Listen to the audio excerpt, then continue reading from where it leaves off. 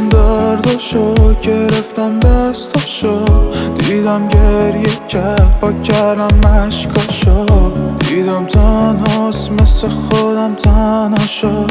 کلی حرف داشت گوش دادم حرفاشو، مزه میخوردم اما اون سبا شد، استرس داشتم اون استرس نداشت و هواشو داشتم کسی نداشت هواشو، ولی آخرش شد بهم زده زخماشو، دیگه تمومه پشیمونم که این دلمو کردم محرومش، دیگه تمومه بره که دیگه نمیخوام بیاره بهونه،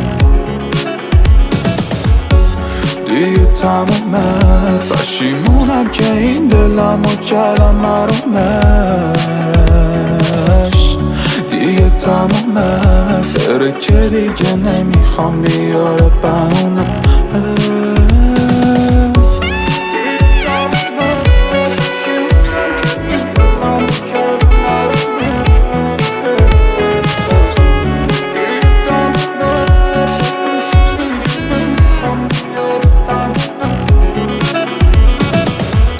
کاری کرد زادشم از همه تنم حتی زمستون سدتره، الان به منم دم دردم قلبم و ولش از هر چیزی بدتره،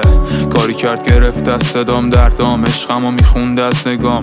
کاری کرد فراموشش کنم، کاری کرد که دیگه بیفته از چشام، کاری کرد کاراش شدم نره هیچ وقت یادمه میگفت تویی هست و نیستم، میگفتش تو هم نباشی منم نیستم، رفت زیر کسایی که در حدم نیستن، کاری کرد نکنم اعتماد دیگه هر کیم بیادش یه روزی میره، با اینکه حالم و اون موقع دیده قلبم و شکونده بالم و چیده، دیگه تمومه پشیمونم که این دلمو کردم محرومش، دیگه تمومه بره که دیگه نمیخوام بیاره بهونه، دیگه تمومه پشیمونم که این دلمو کردم محرومش، دیگه تمومه